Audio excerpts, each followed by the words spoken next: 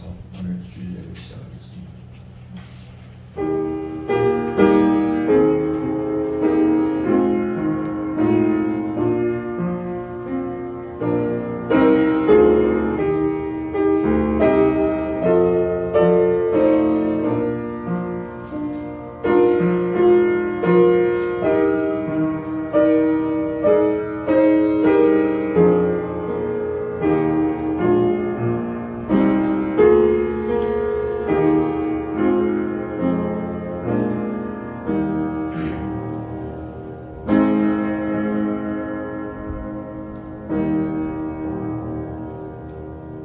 나의 반석이시오 나의 구속자이신 여호와여, 내 입의 말과 마음의 묵상이 주님 앞에 연락되기를 원하나이다. 고마우신 하나님, 한 주간도 또 저희들을 안전하게 지켜주시고 전에 나올 수 있는 은혜를 주신 것을 인하여 감사합니다. 두세 사람 모인 곳에 함께 하시겠다는 약속 따라 저희 가운데 거하시고 오늘도 우리 찬양을 받으시고 또 우리의 기도를 받아주시오 우리 헌물을 받아주시옵소서.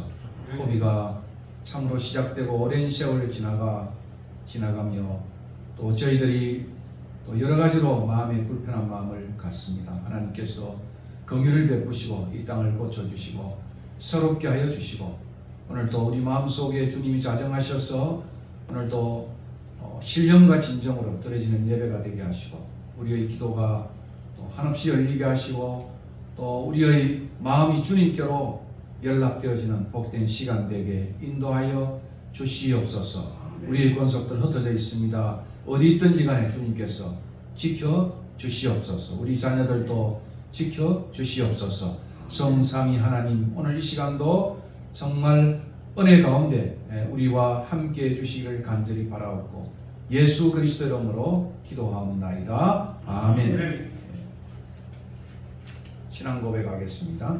전능하사 천지를 만드신 하나님 아버지를 내가 믿사오며 그 외아들 우리 주 예수 그리스도를 믿사오니 이는 성령으로 잉태하사 동정녀 마리아에게 나시고 본디오 빌라도에게 고난을 받으사 십자가에 못 박혀 죽으시고 장사한 지 사흘 만에 죽은 자 가운데서 다시 살아나시며 하늘에 오르사 전능하신 하나님 우편에 앉아 계시다가 저리로서 산자와 죽은 자를 심판하러 오시리라. 성령을 믿사오며 거룩한 공회와 성도가 서로 교통하는 것과 죄를 사하여 주시는 것과 몸이 다시 사는 것과 영원히 사는 것을 믿사옵나이다. 아멘. 찬송가 67장 함께 드리겠습니다.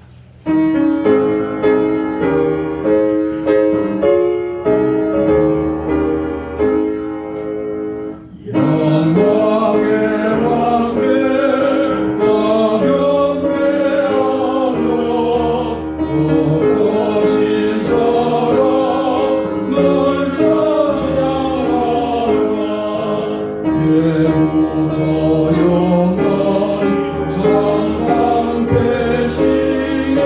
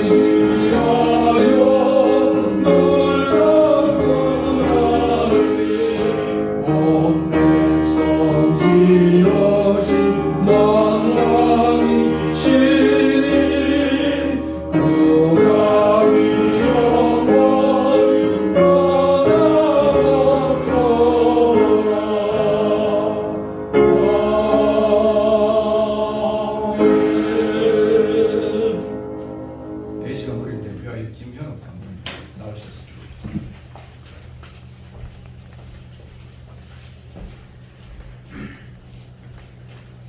사랑과 너희가 충만하신 하나님 아버지 감사합니다. 오늘 특별히 주일 주님의 성전에 나와서 우리 순례자집 교회의 부흥과 발전을 위해서 또 우리 믿음의 굳건함을 위해서 주님께 머리 숙여 기도하고 찬양할 때 머리 숙여 기도하는 모든 우리 성도님께 주님께서 하나님 은혜와 복을 다하여 주시옵소서. 주님 감사합니다. 주님 뜻하신 계획이 있어서 정말 작은 사람들이 모였지만 언제나 이 지역과 또 대한민국을 위해서 크게 사용되는 믿음의 우리 교회가 될 수 있도록 주여 도와주시고 인도하여 주시옵소서. 특별히 말씀을 전하실 우리 심상원 목사님 주님께서 주의 종으로 세워주셨사오니 주의 잔이 차고도 넘치도록 은혜와 은혜를 거듭하여 주셔서 깨어 빛나는 말씀 한마디 한마디에 은혜 받고 도전받는 이 시간 되게 하여 주시옵소서. 여기에 함께한 모든 사람들 머리 위에 주님께서 한 주간도 지켜주시고 또 힘들고 어려운 모든 고통의 시간 가운데서 주님께서 임재하여 주셔서 차고도 넘치는 복을 주시고 가정에 또 직장에 사업장에도 지경을 넓혀주셔서 모든 것이 잘되고 선한 일만 일어나는 우리 식구들 다 되게 하여 주시옵소서. 마치는 시간까지 주님께서 이곳에 주님의 귀한 말씀을 주셔서 이 말씀을 듣고 또 경청하고 또 찬양을 통해서 믿음이 더욱더 성숙될 수 있는 우리 성도들 다 되게 하여 주시옵소서. 다시 한번 우리 순례자 교회가 코로나 팬데믹 현상을 넘어서 정말 이 가을에는 빈자리가 없을도록 이 자리를 다 채울 수 있는 복의 복을 꼭 내려주시옵소서. 맡은 사람이 한 명 이상 전도할 수 있도록 주님 전도에 도전을 주시고 그 전도가 우리 삶의 복이 되고 주님의 삶의 실천의 본이 되는 우리 모두가 되게 하여 주시옵소서. 주여 이 8월을 넘어서 9월에는 이 자리가 다 채워줄 수 있도록 주여 역사해 주시고 순례자 교회를 함께 주님의 손길로 인도하여 주시고 동행하여 주시옵소서. 모든 말씀 주님께 의지하고 마치는 순간까지 우리 순례자 교회와 여기 계신 모든 분과 특별히 말씀을 전하시는 우리 심상근 목사님 가운데서 복의 복을 더하여 주실 수 있도록 도와주시고 함께하여 주시옵소서. 모든 걸 믿사옵고 살아 역사하시는 우리 주 예수 그리스도의 이름 받들어 기도드리옵나이다. 아멘.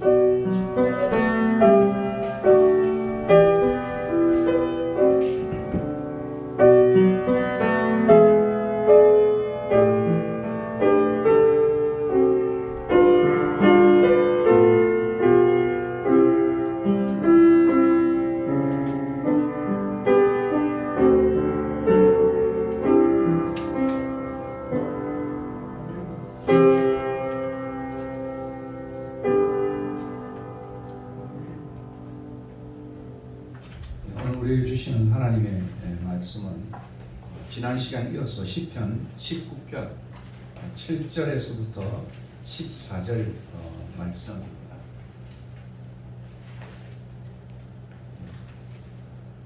주보 뒷면에 기술이 되어져 있고 성경에 펼쳐보시면 되겠습니다. 아마 810 아마 꼭쪽 6쪽 정도 되지 않을까 생각합니다. 조금 저도 영문으로 된 성경이 되어가지고 비슷한 아마 페이지라고 생각합니다. 교독하시겠습니다.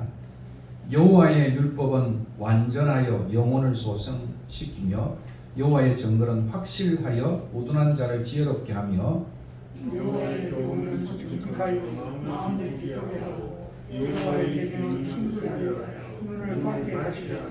여호와를 경외하는 도는 정결하여 영혼까지 이루고 여호와의 법도 진실하여 다 의로우니 건 많은 신분보다 더 사고한 것이며 꿀과 사기꿀보다 더 넓다. 또 주의 종이 이것으로 경고를 받고 이것을 지킴으로 상이 크니이다.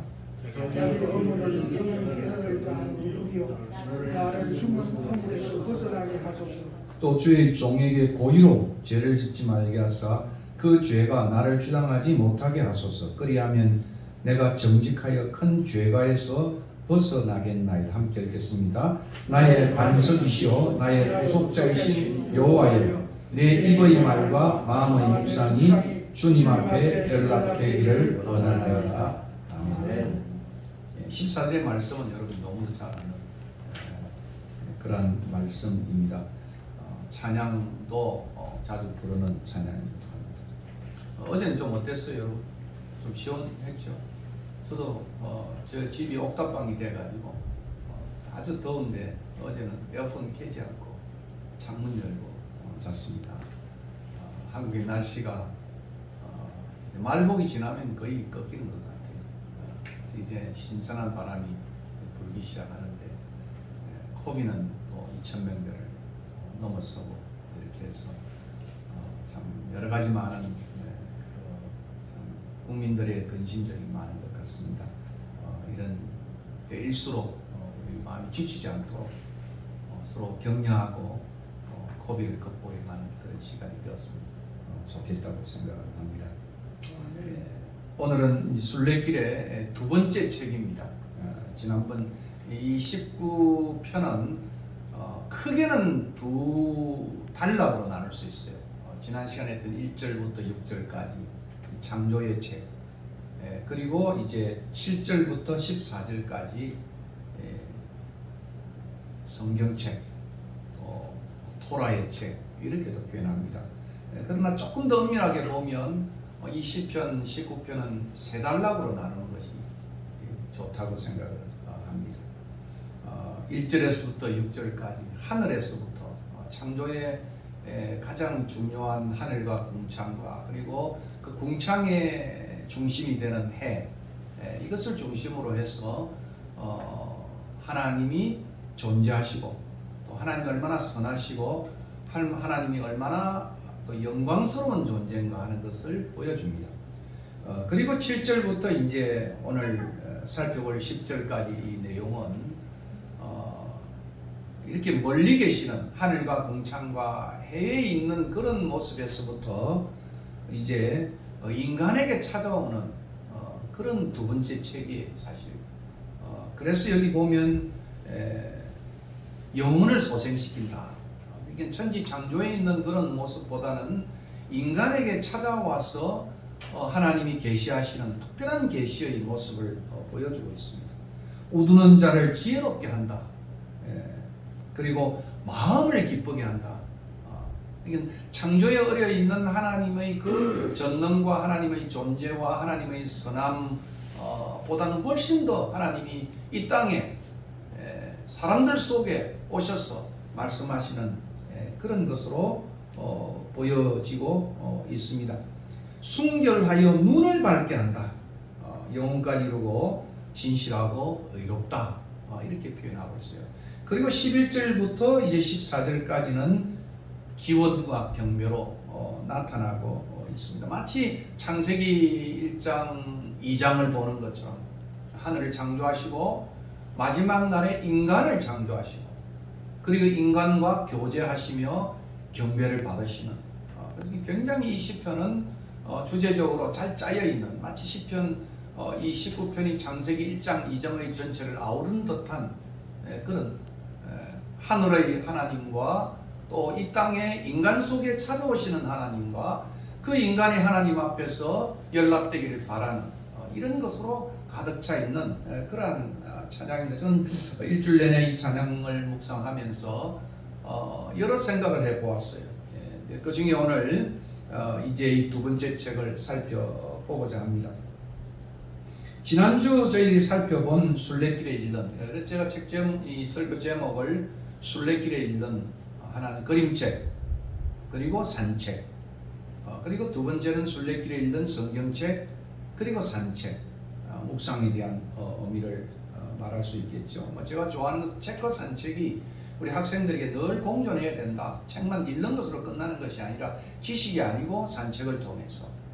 그리고 요즘 최고 부자가 카카오 사장이라고 그러더라고요. 김범수가 우리나라 최고 부자인데 이 친구는 자기는 검색보다도 사색을 즐긴다.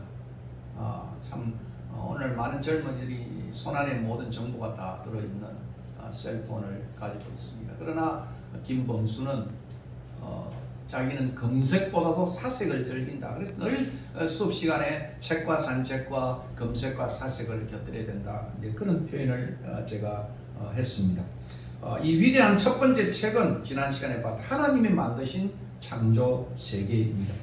비록 언어가 없고 들리는 소리가 없지만은 창조 자체가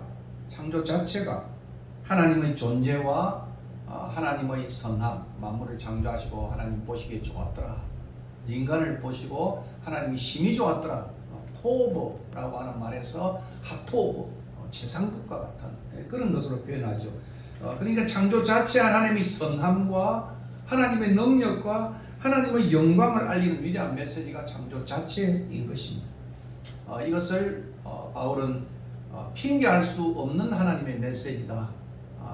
우리에게 다 나타나서 하나님이 계시다는 것을 핑계할 수 없는 것이 바로 하나님 만드신 만물이다. 이렇게 표현을 하고 있습니다. 인간은 이 창조 세계를 통해서 지난 시간 조금 정리를 하자면 인간의 도리를 깨우치는 것입니다. 그래서 동양학에서 노자나 장자의 사상에 특별히 노자의 도덕경을 보면 무의자연이다. 인간이 유교의 인간이 만들었던 제도적인 그런 것으로 인간의 도리를 지키는 것보다 자연 속에서 그 도리를 찾는 것이다. 그래서 그 속에 가장 중요한 이제 물의 진리를 상선약수라고 하는 것을 통해서 인간이 도리를 찾는 이런 것들이 동양학의 근간을 이루고 있습니다. 물론 유교도 인간이 만든 것도 중요하지만 그러나 자연 속에서 인간이 하지 아니하고 있는 그 자체 속에서 도리를 찾아가는 그런 것이 동양학이고 또 우리의 신학에 있어서는 지혜 신학이라고 불러요. 지혜 문헌이라고 부르고. 그래서 기독교 안에서는 두 가지 큰 이제 신학인데 하나는 창조 신학이고 또 하나는 구속 신학입니다. 창조 신학은 주로 이제 잠언서를 통해서 하나님 만드신 만물을 통해서 사색하고 사유하는 그런 것입니다. 그래서 오늘 크리스찬 중에서 이 전반부가 좀 약한 부분이 없잖아요. 그래서 제가 학생들이 늘 잠언을 매일 묵상하는 것. 잠언은 여러분 보시면 한 달로 그죠? 1장에서 31장까지 되어 있기 때문에 한 달을 계속해서 읽으면 좋다. 그런 이야기를 하기도 합니다. 그래서 우리 잠언을 공부했던 우리 모 교수님에게 지금 시대는 잠언이 상당히 인기 있는 그런 책이 될 수 있으니까 잠언을 통해서 불신자들에게 이 창조와 지혜의 이 것들을 접촉점으로 삼고 그리고 그것을 통해서 이제 구속의 신학을 함께 붙인다고 한다면은 참 좋을 것이다. 이런 이야기를 했어요. 그리고 정일제에 있는 우리 인동경 회장한테도 필사본을 할 때 이제 글을 이렇게 쓸 때도 잠언의 중요한 구절이나 시편의 구절들을 가지고 거기다가 토를 달고 써가는 것도 불신자들에게 있어서는 굉장히 흥미로운 기독교에 입문할 수 있는 그런 길이라고 그렇게 말한 적이 있습니다. 이처럼 이제 인간의 도리를 깨우치고 하나님을 더듬어 찾아가는 것, 그것이 창조신학 또는 창조의 체계의 내용이기도 합니다. 결국 우리는 우리의 사유와 배움의 그 높이, 넓이 그리고 깊이를 위해서 지난 시간 말씀드린 것처럼 하늘이 열려 있는 이 창조 세계의 교실 속으로 책 속으로 들어가서 도시 생활과 일에 찌들린 삶에 대한 치유와 성찰의 시간을 가지게 되는 것입니다. 아마 이런 것들은 최근에 이제 이런 자연 속에서의 수많은 숲 해설가들이 나오기 시작하고 학생들이 또 어린 사람들이 숲에서 배워가는 그런 것입니다. 아마 여러분이 잘 아는 영미 문헌의 가장 유명한 이 데이빗 소로라고 하는 헨리 데이빗 소로, 원래는 데이빗 헨리였는데 자기는 너무 기독교적 세례명이 앞에 있으면 좀 그렇지 않느냐, 그래서 자기가 바꾸었어요. 야 데이빗 이렇게 부르잖아요. 우리가 제 이름을 부를 때 쌍법 이렇게 부르는 것처럼 그래서 자기 이름을 앞뒤를 바꿨습니다. 그래서 데이빗 헨리라고 불렀던 그 이름을 자기는 헨리 데이빗이라고 부르면 좋겠다. 약간 이제 숨겨놓은 듯한 그런 것이죠. 이 하버드를 졸업한 이 소로는 이제 콩코드, 자기가 출생했던 매사추스의 콩코드 마을에 있는 월던이라는 호숫가에서 2년 2개월 동안 오두막집을 짓고 숲속에서 그의 인생살이를 배워가는 그런 것들을 보게 됩니다. 아마 이번 주간 월던의 책을 제가 여러 개 사서 이 월든에 대한 묵상을 하게 되었던 이유도 바로 그런 것입니다. 이처럼 도시 생활과 일에 찌들린 그런 도시를 완전히 들어서 완전한 시골로 들어가지 않았어요. 콩코드란 마을이 한 몇 킬로밖에 안 떨어지기 때문에 늘 도시와 인접하면서도 그것을 떠나면서 사색할 수 있는 공간이 없을까? 이거 자기가 가지고 있는 그런 꿈이었습니다. 그래서 많은 이제 그 속의 배움을 통해서 하버드가 주었던 그동안 하버드가 주었던 경쟁하는 그러한 성공 위주의 철학에서부터 상생하는 철학으로 그렇게 그는 그의 인생이 바뀌어지면서 노예 해방 운동을 그가 벌였습니다. 나중에 간디도 이 월든에 와서 영향을 받았고 그리고 그 유명한 미국의 그 노예 해방 운동을 했던 그러한 그분도 이 월든에서 영향을 받았어. 노예 해방 운동이 인간의 존엄에 대한 이런 것들이 이 소로를 통해서 하나의 미국의 큰 반향을 이뤘던 것을 우리는 알게 됩니다. 여러분 기회가 되면 월든의 책을 제 아내에게 물어보니까 영문학 공부하면서 소로 이 데이비드 소로에 대한 공부를 했는데 당신 그 원문을 한번 읽지 그러더라고요. 그래서 제가 시간이 많이 없어서 번역본으로 된 그런 것을 읽고 있습니다. 그래서 지금 책이 여러 번 나가서 제 지금 2층에다가 이 월든에 관한 만화책도 있고 그림책도 있고 또 여러 가지 풀이 같은 책들이 있는데 혹시나 여러분들이 또 기회가 되면 빌려갈 수 있도록 그렇게 하겠습니다. 책은 기농의 삶이나 올레길 둘레길을 걷고 숲속에서 명상을 즐기는 것도 아마 그와 같은 이유지 않을까 그런 생각을 해요. 아마 이 순례자의 집과 이 모네의 정원이 이제 그런 역할을 조금 감당했으면 좋지 않을까 하는 생각을 제가 설교를 준비하고 그동안 생각했던 것들을 좀 정리하는 시간이 되어졌습니다. 예수님도 자주 산과 들 그리고 한적한 곳에서 묵상의 시간을 가졌습니다. 우리가 잘 아는 대로 때론 제자들과 함께 들판을 거닐면서 공중에 나는 새를 보라고 그리고 저기 있는 릴리들을 백합을 보라고 하면서 그러한 하늘의 깨우침을 가지고 있는 것을 봅니다. 산상수훈에서 주옥 같은 정말 예수님의 교실은 지붕이 없는 교실이죠. 하늘이 다 열려 있는 산상 교훈을 여러분 잘 알지 않습니까?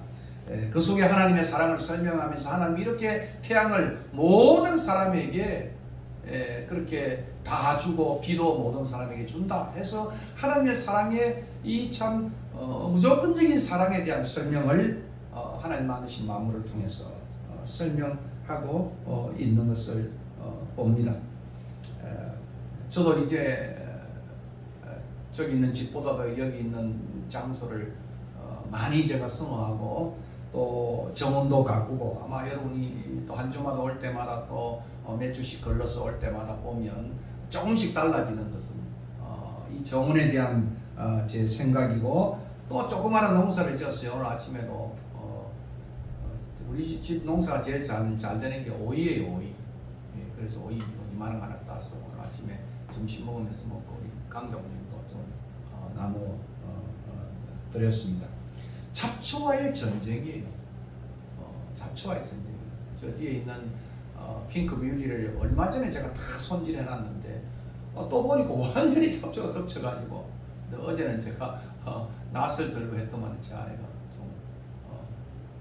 좀 적당히 안 하고 제가 빠져들 정도로 그렇게 있으니까 그리고 이제 씨앗에 대한 보살핌이에요. 잡초와의 전쟁과 씨앗에 대한 보살핌이에요. 그 속에서 조그마한 사유의 그러한 배움을 갖게 됩니다. 언젠가 제가 사랑의 교회 안성수영관에 가는데 아침에 이제 큐티를 성경을 방에다 두고 숲속으로 들어왔어요. 들어왔다가 참 그 숲속에 아침 안개 속에 계곡이 이제 쭉 파였는데 참 그 산을 보면서 저렇게 물길을 산이 스스로 자기의 몸을 이렇게 상처를 입혀가지고 계곡을 만들어서 그 물길을 내는 걸 보고 참 마음이 깊어졌습니다. 지난 시간에도 제가 말씀드린 것처럼 자문에 보면 게으른 자의 숲을 보고 내 마음이 깊어졌다. 게으른 자의 숲을 보고 내 마음이 곁에. 그래서 제가 이제 거기다가 세 가지 단어를 제가 썼어요. 하나는 이제 관찰, 그리고 두 번째는 이제 통찰, 그리고 성찰. 그래서 입시하고 냈습니다. 우리 신조는 입시에다가 냈습니다. 그 잠언 본문을 가지고 과연 관찰, 통찰, 성찰이라고 하는 이 세 가지를 이 구절을 통해서 이 나름대로 한번 써보라. 통찰이 뭐겠습니까? 인사이트, 깊이 보는 것이거든. 그 성찰은 그것이 지혜가 되는 것이거든. 성찰한다는 것은. 그것이 바로 자연 속에서 주어진 배움이라고 생각을 합니다. 그러나 창조 세계만으로 하나님을 분명하게 알 수는 없습니다. 희미하게 찾아간 것이죠. 참된 구원의 삶을 누릴 수 없습니다. 죄로 인해 가려진 우리의 신인식과 그리고 구원의 길은 두 가지겠죠. 성령의 조명하심과 하나님 말씀을 통해 분명하게 알게 됩니다. 그래서 항상 여러분 사도행전 읽어보면 하나님께서 루디아의 마음의 문을 열었다. 그죠? 인간이 이거 노력해서 하는 것보다 하나님이 마음의 문을 열어 성령이 역사하셔야만 되는 그런 것이죠. 그리고 그 말씀을 통해서 보다 분명하게 알게 되고 구원의 길로 나아가게 되는 것입니다. 오늘 시인이 특별히 7절과 14절에 우리에게 들려지는 두 번째 책은 바로 이 하나님의 말씀에 대한 토라에 대한 이야기인 것입니다. 토라의 책은 여기 토라라고 하는 이 말은 모세 오경을 가리키기도 되지만 성경 전체를 다 가리키는 그런 의미이기도 한 것입니다. 이 토라의 책은 거대한 빅북, 그죠? 거대한 창조의 책과 비교해서는 대단히 작은 책이에요. 대단히 작은 책이에요. 그러나 이것은 대단히 특별한 책입니다. 그래서 이 성경으로 나오는 계시를 특별 계시다, 특별 계시다. 그리고 창조 하나님 만드신 그 계시를 보편 계시, 일반 계시 또는 창조 계시 이렇게도 표현을 하고 있습니다. 그 뜻의 분명함과 결과의 심오함은 비록 작지만은 말로 할 수 없이 큰 것입니다. 그래서 시는 이 7절부터 오늘 10절까지 정말 아름다운 시적 운율로 이렇게 노래하고 있습니다. 한번 보시면 좋겠죠? 여러분 예 보시면 여호와의 율법은 완전하여 영혼을 소생시키시며 마치 이 병행법을 가지고 잘 설명을 하고 있습니다. 여호와의 증거는 확실하여 우둔한 자를 지혜롭게 하며 여호와의 교훈은 정직하여 마음을 기쁘게 하고 여호와의 계명은 순결하여 눈을 밝게 하시도다. 여호와를 경외하는 도는 정결하여 영혼까지 이루고 여호와의 법도 진실하여 다 의로우니. 참 놀라운 그 다음에 고백이에요. 금 곧 많은 순금보다 더 사모할 것이며 꿀과 송이꿀보다 더 달다. 이렇게 이 시인은 노래하고 있습니다. 결국 우리의 순례길에 하나님의 말씀은 어떤 의미를 갖고 있습니까? 이 7절과 10절에 오늘 시인이 소개하는 하나님의 말씀은 어느 주석가는 이렇게 표현을 합니다. 시편 1편에서 말씀을 즐거워하여 그것을 주야로 묵상하는 사람이 왜 복 있는 사람인지를 1절에서 그죠? 시편을 열면서 토라 시편의 시작이잖아요. 그리고 유대 영성의 가장 중요한 영성이 토라를 묵상하고 토라를 실천합니다. 그러니까 하나는 묵상의 이 영성과 또 하나는 실행의 영성이 이것이 유대인의 경건의 가장 중요한 틀이라고 한다면은 이 시편 전체의 대문과 같은 현판과 같은 그런 서두에서부터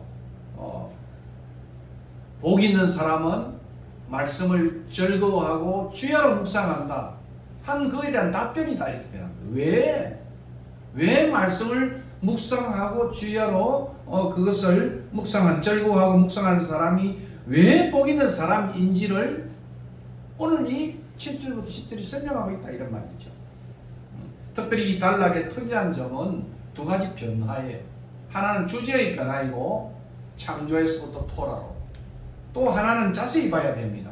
하나님의 이름의 변화예요. 제가 지난 주간에 설명을 드렸어요. 앞에 1절부터 6절까지는 엘 하나님을 표현합니다. 엘 하나님, 창조주 하나님을 말합니다.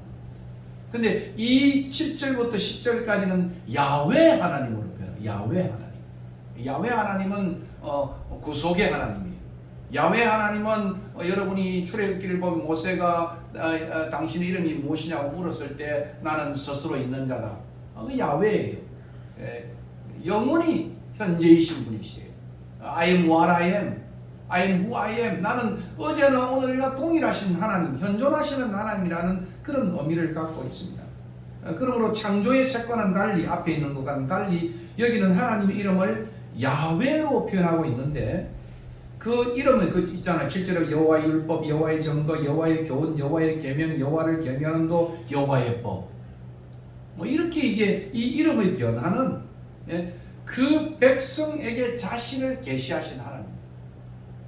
엘의 하나님은 창조로 만드신 하나님이라고 한다면, 그 안에 숨으시는 하나님, 감추이신 하나님이라고 한다면, 이 야훼 하나님은 나타나신 하나님. 그것도 어디예요? 그 백성 가운데, 언약의 백성 가운데 나타나신 하나님, 구속주가 되는 거예요. 그때는 항상 야훼라는 이름을 쓴다, 그렇게 말할 수 있습니다. 다시 말하면 하나님의 백성과 함께, 더 넓게 말하면 인간과 함께 거하시며 현존하시는데, 그것은 말 못하는 하나님이 아니라 말씀하시는 하나님이고, 그래서 이 7절부터 10절까지는 그 말씀에 우리가 언어도 없고 들리는 소리도 없지만은 온 땅에 하나님의 그러한 기운과 존재와 신성과 영광이 가득하다고 그렇게 노래했던 그러한 것과는 달리 하나님이 나타내셔서 이제는 말씀하시는 하나님으로 표현하고 있다, 이 말입니다. 그래서 시는 하나님의 말씀을 다양한 이름들로 표현하고 있습니다. 여호와의 율법이다, 증거다, 교훈이다, 계명이다, 또다, 법이다, 이렇게 표현하면서 그 이름과 함께 하나님의 완전하심, 하나님의 온전하심, 이게 참 두 가지가 다 공존해요. 완전, complete 하다는 것과 whole, 그죠? 여러분이 우리 거룩이란 것이 뭐겠어요, 여러분? 우리가 거룩을 우리가 문화인류학적으로 보면 이 거룩이라는 단어는 온전함을 말하는 것입니다. 그래서 홀리니스의 컨셉은 홀리스와 함께 같이 가는 거예요. 팔이 하나 없다? 그러면 거룩하지 못한 거예요. 불결한 거예요. 다리가 전다든가, 그죠? 그러면 그것이 온전해지려면 다리가 전 사람이, 팔이 전 사람이 팔이 펴졌을 때 그 사람은 거룩한 사람이다. 손 마른 자를 하나님이, 예수님이 고치실 때 그 손이, 그죠? 안전병이를 고치셨을 때 거룩하지 못함으로 성전에 못 들어가잖아요. 그죠? 그런데 예수께서 그 안전병을 고치심으로 그것이 온전하게 되어지면 그것이 하나님 앞에 거룩하게 되어져서 성전 안으로 들어갈 수 있는 거예요. 그래서 항상 이 거룩이란 홀리니스와 홀리스는 하나의 개념으로 같이 되어 있는 거예요. 오늘 율법도 하나님의 온전함, 완전함을 드러내고 있는데, 이 말씀은 확실한 거예요. 정직한 거예요. 순결한 거예요. 정결한 거예요. 진실하고 어렵다고 말하죠. 인간의 정의는 요즘 뭐 정의에 대한 선택적 정의다, 뭐 온 정의가 나오는데, 어제 윤석열 검찰총장 전 총장 그런 얘기를 하더라고요. 정의에 불타서 하면 그는 빠지게 되는 것이다. 정의에, 너무 정의에 불타가지고 그렇게 이제 판결을 하다 보면 그 사람이 그 정의에 사로잡혀가지고 그렇게 했다. 그건 뭐 어떻게 했냐? 상식으로 해야 돼. 상식으로. 그래야만 그 분노와 복수심 내지는 이 정의감의 지나침으로 인해 가지고 오는 판결을 굳게 할 수 있다.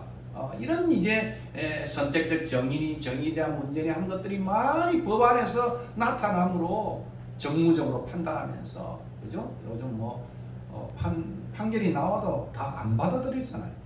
조국의 건도 그렇고, 그죠? 그러나 하나님의 법은 오늘 보니까 여기 보면 확실하고 정직하고 순결하고 정결하고 진실하고 어렵다. 인간의 어떤 법도 뭐 정의란 무엇인가 샌들이 썼던 많은 책도 보면 참 정의의 문제가 좀 참 심각한 화두 중에 하나인데, 그러나 하나님 법만이 가장 완벽한 정의를 표현하고 있다, 그렇게 말할 수 있습니다. 무엇보다 하나님의 말씀인 율법은 그 목적이 사람들로 하여금 겸손하고 경외심에 찬 예배로 이끌기 때문에 오늘 이 5번째 표현은 이름은 하나님을 경외케 하는 도다 이렇게 표현하고 있습니다. 하나님 말씀이 임하게 되어지면 묵상하게 되어지면 성령께서 역사하셔서 마음속에 변화가 일어남으로 인해서 반드시 하나님의 율법이 임하는 곳에는 하나님에 대한 예배가 살아나요. 예배가. 오늘 11절부터 여기 4절까지 내용도 마찬가지잖아요. 그죠? 하나님의 율법이 이렇게 완전한데 그럼 인간이 이 완전한 하나님으로 점점 멀어지는 것이 아니다 이거죠. 내 입술의 말과 내 마음의 묵상이 하나님 연락되기를 원하고 죄가 치유되어지는 그런 쪽으로 나타나게 되는 것이다 이렇게 표현하고 있는 것입니다. 결국 하나님의 율법은 그것을 잃는 자들에게 효과를 드러나게 된다. 효과를 드러나게. 그것은 첫째는 영혼을 소생하는, 영혼을 회복시키는 효과예요. 마음을 기쁘게 하는 것입니다. 그리고 눈을 밝게 해주는 거예요. 지혜롭게 하는 것입니다. 제가 자녀들에게 권하는 권면이 하나는 책을 많이 읽는데 그 중에 성경은 필독이에요. 두 번째는 교회를 다니라. 좀 너그럽게, 좀 넓게 표현하자면 물론 복음을 가지고 사역일과 전도해서 살 수도 있겠지만 그러나 제일 중요한 것은 신앙의 울타리 안에서 살고 책을 좋아하는데 그 중에 성경이라고 하는 것을 성경이 가장 중요한 우리 신앙의 핵심을 이루는 것이다. 그렇게 이야기를 합니다. 그래서 언젠가 제 둘째가 시련을 당해가지고 엄청 그랬는데 제가 계속해서 시편의 말씀을 날렸어요. 날렸더만 이 좋더라고. 가뜩이 좋은 거는 날리니까 이놈이 굉장히 은혜를 많이 받더라고. 은혜를 많이 받아요. 근데 그런 아주 힘든 상황 속에 하나님 말씀을 내가 던지니까 이놈이 그 말씀에 대한 반응을 하고 너무나 좋아하는 그런 것들을 제가 겪은 적이 있습니다. 한마디로 하나님 말씀은 영혼의 양식이에요. 소울푸드다 이렇게 말할 수 있어요. 소울푸드에 대해서는 여러 가지 많은 기원들이 있겠죠. 흑인들이 좋아하는 그런 것들이라 말하는 여기 소울푸드라는 것은 우리 영혼을 한 생명의 양식을 의미하는 것입니다. 생명의 양식을 의미하는 것입니다. 슬픈 자에게 위로를 주는 것입니다. 어리석은 자들에게 지혜롭게 하는 것입니다.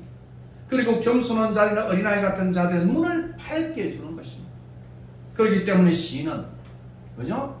1편에서는 복 있는 사람이라고 표현하고 있고 오늘 이 시편에서는 시인의 그 달달함에 대한 시인의 사모함이 나타나는데 그것은 금 곧 많은 정금보다 더 사모할 것이며 꿀과 그리고 송이꿀보다 더 달다고 찬미하고 있는 것을 봅니다.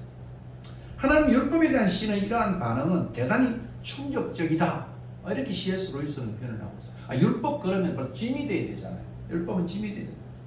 그러나 오늘 이 시는 귀하고도 귀하고, 여러분 우리가 부르는 귀하고 귀하다 어머님이 들려주신 그것처럼 귀함과 동시에 가장 음식에서 좋아하는 달달함으로 표현하고 있다는 겁니다.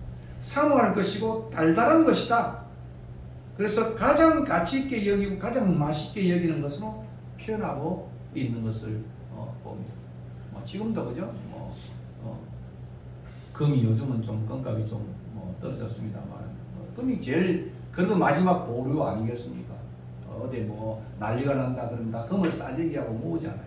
금 그것도 순금 그리고 허니 멜론도 제일 맛있는 게 소위 말하면 허니듀예요. 허니듀 여러분 우리 한국말로 뭐라 되는지 모르겠습니다. 미국에서 먹을 때 허니듀 그죠? 정말 꿀리슬이다 이렇게 말하잖아요. 사우스 아프리카는 대단히 포도산지로 유명해요.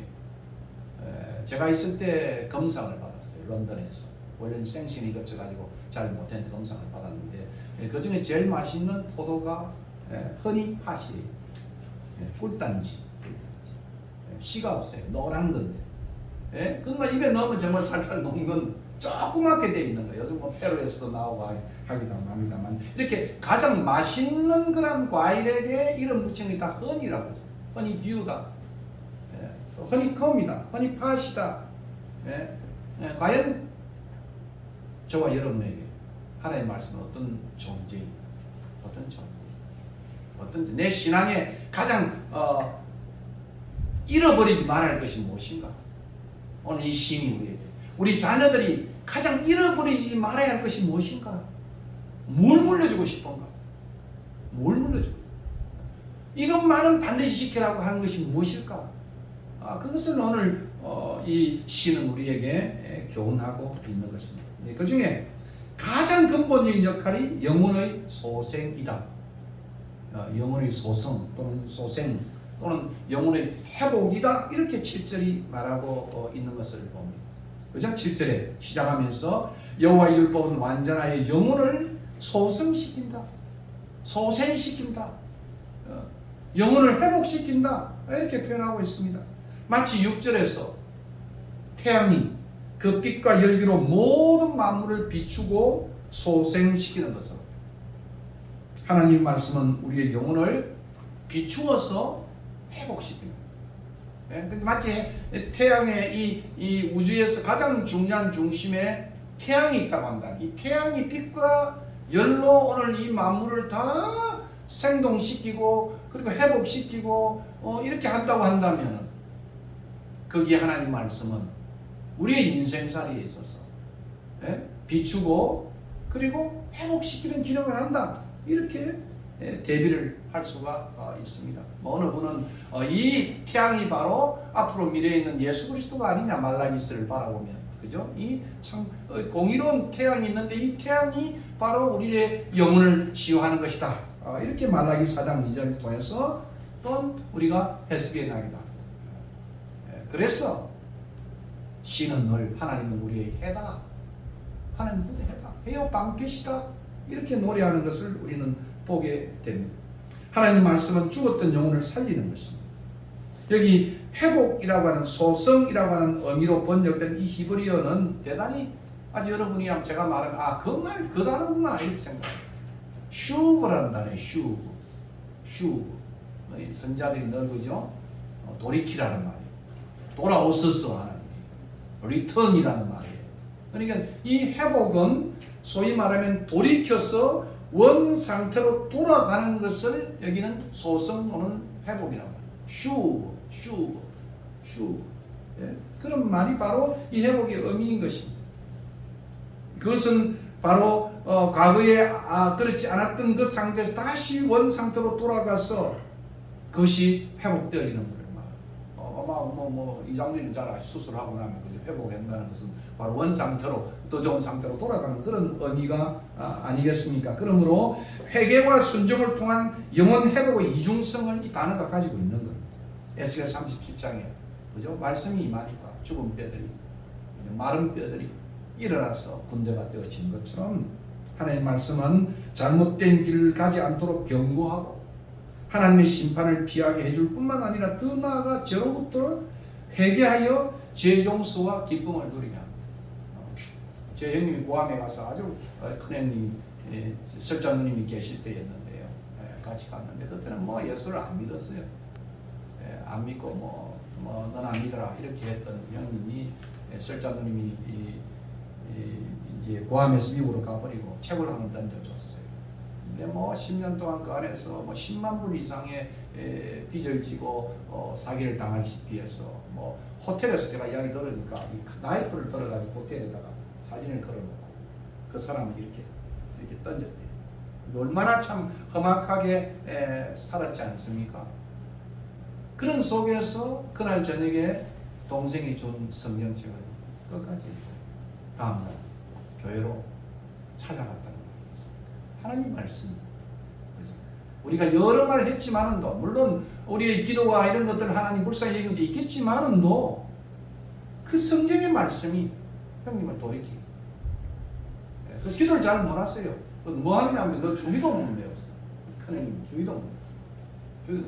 또 이제 방을 파다가 어떤 때는 자다가 일어나셔가지고 방을 해가지고 흑수한 노를 해가지고 그냥 정신할 정도로 하나님 기도를 시키는 그런 이제 이야기들을 한 적을 이야기를 들은 적이 있습니다. 말씀의 근본적인 역할이죠. 영혼을 소생시키는 거. 하나님의 말씀은 살아서 운동력이 있어 좌우에 나선 어떤 것보다 예리하여 혼과 영과 관절과 옷을 찔러 쪼개기까지 합니다.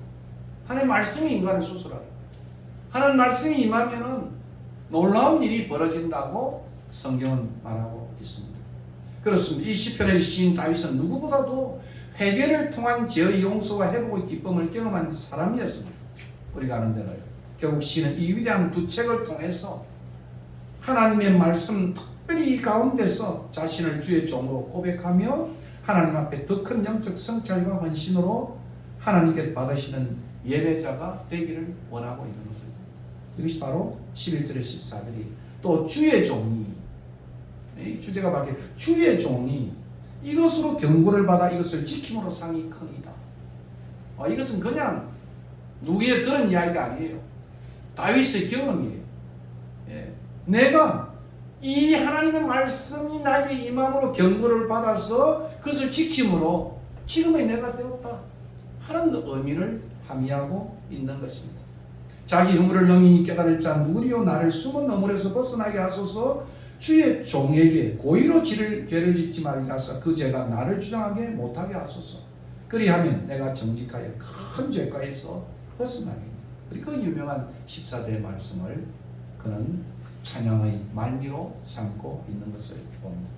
그렇습니다. 하나님 말씀은 천국 백성으로서 우리가 무엇을 하지 말아야 할지와 그리고 어떤 결과가 따를지에 대한 경고와 함께 제일 중요한 죄를 깨닫게 해주는 거예요. 죄를 깨닫게 해주는 거예요. 거룩한 삶을 살도록 해주는 것입니다. 그러므로 시인은 하나님 말씀을 통해 경고를 받아서 지킴으로 삶이 크다. 삶이 새로워졌다. 더 나아졌다. 이 선언은 시인이 경험으로부터 나온 고백이고 선언이었다고 저는 생각을 해요. 하나님 말씀이 아니고서는, 하나님의 말씀의 경고가 아니고서는 인간은 결코 자신의 잘못으로부터 돌이켜 회복될 수가 없는 것입니다. 이정은 씨는 12절에서 아주 놀랍게 수사적 질문을 가지고 묻고 있습니다. 자기 허물을 깨달을 자 누구리요? 자기 허물을 스스로 깨달을 자가 이 땅에 있느냐? 그런 말이죠. 없다 그런 말입니다. 시인의 질문처럼 과연 인생이 스스로 자기 허물을 능히 깨달을 수가 있겠습니까? 인간은 모두가, 제가 제일 좋아하는 모두가 다 죄를 짓지만은 그러나 모두가 다 회개하지 않는 것입니다. 다인 역시도 마찬가지였습니다. 여기에는 숨은 허물 그리고 엄밀한 죄가 있다고 시인은 표현하고 있습니다. 이게 엄밀한 죄가 뭐겠습니까? 스스로 죄가 아니라고 자기 합리하여 범한 죄. 이건 죄가 아니야. 요즘 우기는 게 한두 사람이 아니잖아요. 그죠? 남들은 그렇게 엄하고 그렇게 비평했던 정치가들이 자기에게 들어오면 이것은 절대로 아니라고, 저 재판관이 잘못했다고 한치의 그러한 참회나 뉘우침이 없는 인간의 모습이에요. 어찌 그 사람들만의 모습이겠습니까? 예. 아무도 모르게 계획적으로 범한 죄, 부지 중에 범한 죄를 엄밀한 죄다 이렇게 표현하고 있습니다. 우리가 아는 대로 하나님께서 선지자 나단을 통해서 그 죄를 지적해 주지 않았다고 한다면 다윗은 결코 이 같은 죄악에서 헤어날 수가 없었을 것입니다. 성군 다윗이 될 수가 없었습니다. 오늘 여기 맡은 주의 종 다윗이 될 수가 없었습니다. 하나님이 말씀이 나단을 통해서 다윗에게 임할 때 그는 즉시 회개하였습니다. 이것이 바로 그 유명한 시편 51편의 참회의 시편이죠. 그러므로 11절의 이 시인의 고백은 참된 경험에서 우러나온 고백이었다. 이것으로 경고를 받아서 그 경고를 지킴으로, 하나님 말씀을 지킴으로 내 인생의 상이 얼마나 큰지를 다윗의 생은 증명해 주고 있다. 그런 말입니다. 즉 주의 종이 이것으로 경고를 받고 이것을 지킴으로 상이 크니이다. 성령님이 오셔서 우리를 진리 가운데로 인도하시는 겁니다. 오셔서 성령은 죄와 의와 심판에 대해서 말씀하셔요. 그래서 하나님 말씀은 결국은 진리의 성령, 증거의 성령, 거룩하신 성령과 함께 일하는 겁니다.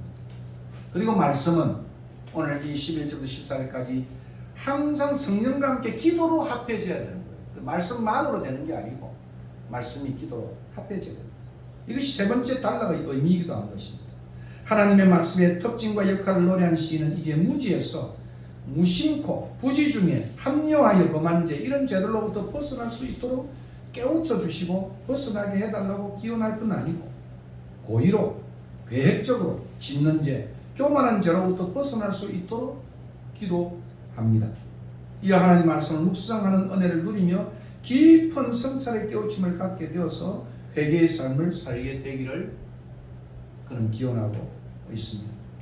하나님 말씀은 죄의 무지에서 편견에서 자만과 태만의 죄에서 우리를 깨우쳐주는 거예요. 이제 머리가 굵어지면 어느 누구가 말을 잘 안 들어요. 그러나 하나님 말씀이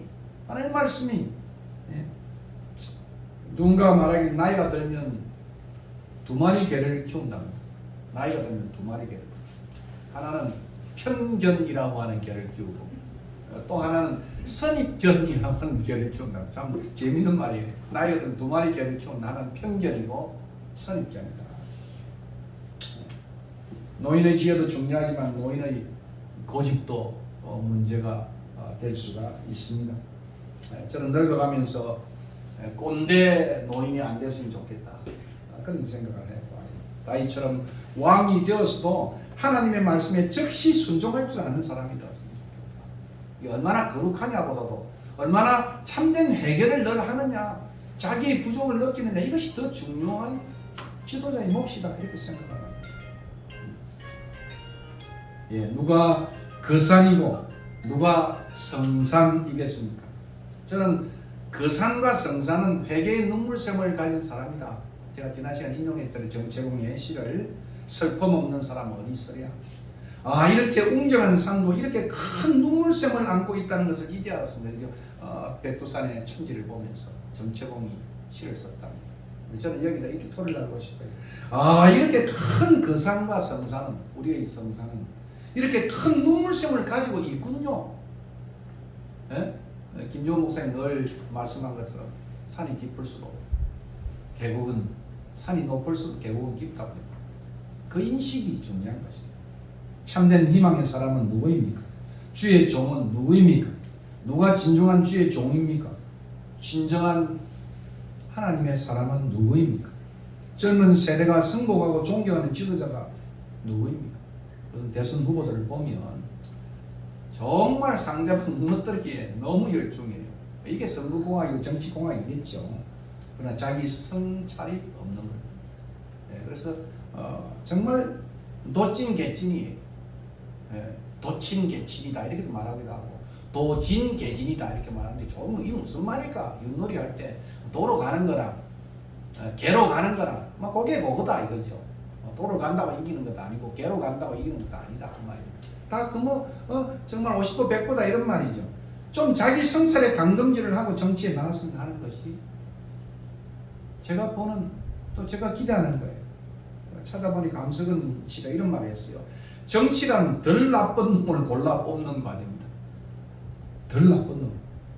그 놈이 그 놈이라고 투표를 포기한다면 제일 나쁜 놈들이 다 해봅니다. 상당히 감석은 씨 같은 제일 여기 보면 덜 나쁜 놈을 골라 뽑아야 된다고. 안 그리고 그냥 저 인간들 보고 난 정치에 관심 없어 그러면 그 놈들이 다 해먹는다. 참 의미 있는 그런 이야기 같습니다. 종교지도도 마찬가지예요. 진정 자신에 대하여 절망할 줄 아는 사람이 찐 희망의 사람이다. 그렇게 저는 생각을 합니다. 제 자신이 먼저 참되고 선하고 정의롭지 않고서 어떻게 세상 평화와 정의를 바랄 수 있겠어요? 도둑마음이죠. 가진 자들의 이기심과 부정부패는 사납게 비판하면서도 왜 자신의 탐욕과 작은 부정들은 함께 보지 않았을까요? 박노해가 감옥에 있을 때 박노해의 책에 감동을 받았던 한 노동하는 여인이 박노해에게 드렸던 말이에요. 이것을 박노해가 책에 기록한 것을 제가 읽고 참 마음이 와닿았어요. 참 지도자가 무엇일까? 우리의 순례길에 하나님 주신 선물인 창조의 책과 말씀의 책을 더 깊이 묵상함으로써 더 큰 경배와 헌신으로 나아가는 예배자가 되기를 시는 기원하고 있습니다. 특별히 하나님 말씀은 우리를 하나님의 사람으로 주의 종으로 만들어 가는 마치 바울이 디모데에게 권면하는 것처럼 모든 성경은 하나님의 감동으로 된 것을 교훈과 책망과 바르게 하는 것, 의로 교육하기에 유익한 것이니 이는 하나님의 사람으로 온전케 하며 모든 선한 일을 행하게 온전케 한다. 그러니까 하나님의 사람이 되는 것, 그것은 바로 성경이다. 성경이다. 그것이 다음 세대의 디모데에게 바울이 던져준 권면이기도 한 것입니다. 인생의 순례길에서 하나님이 우리를 위해 주신 위대한 선물인 창조와 성경의 두 책을 가지고 한편으로는 창조 세계를 통해서 통찰과 성찰의 길을 나아갈 뿐만 아니라 또 다른 한편으로는 성경을 통해서 묵상과 기도와 성화의 길로 나아가는 거룩한 주의 종들이 되었으면 하는 바람인 것입니다. 오늘 이 14절 말씀처럼 우리 하나님이 우리의 반석이 되시고 우리의 구속주가 되시는, 이 구속주란 말을 차라리 고엘 사상. 그래서 하나님이 우리의 모든 것들을 다 물러주신다, 다 갚아주신다, 그런 하나님입니다. 우리가 잘못하고 뭐한 것들을 하나님의 토스하면 하나님이 그 모든 것들을 다 갚아주고 회복시켜주고 내 부채를 갚아주는 그런 하나님이 이 다윗이 만났던 하나님이었어요. 이 하나님이라고 고백하면서 하나님의 책을 사랑하고 그리고 참된 예배자로 나가는 우리 모두가 되었으면 좋겠습니다. 한번 찬송하겠습니다. 200장 찬송하고 그리고 헌금하고 기도하고 마치도록 하겠습니다.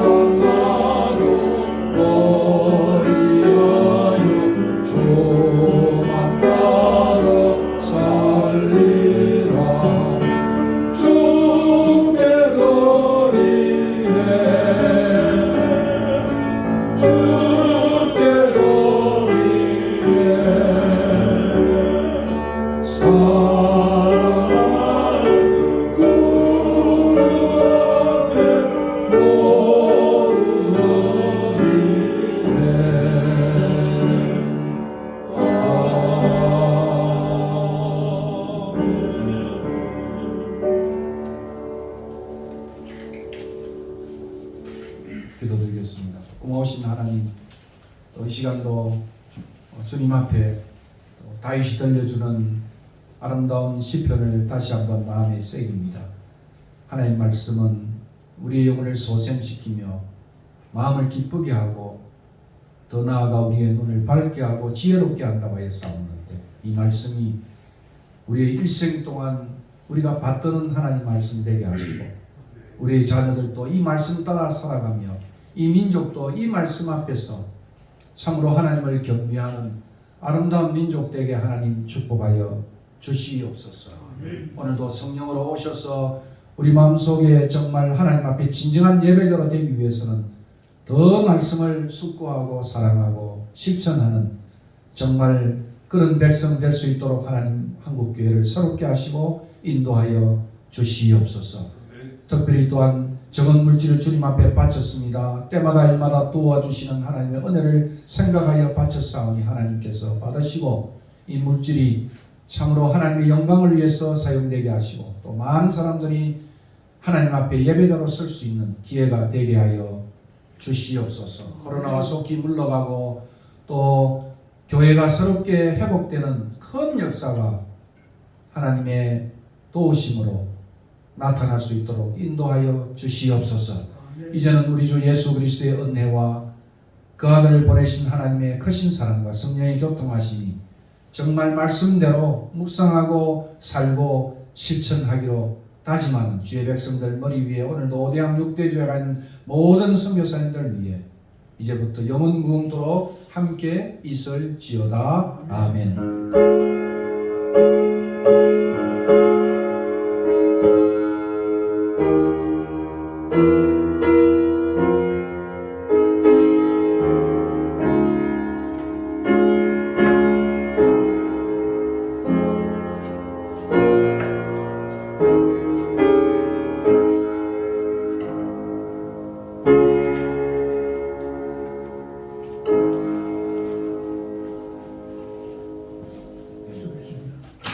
오늘 전 작가님은 아들 때문에 민들레로 내려가지고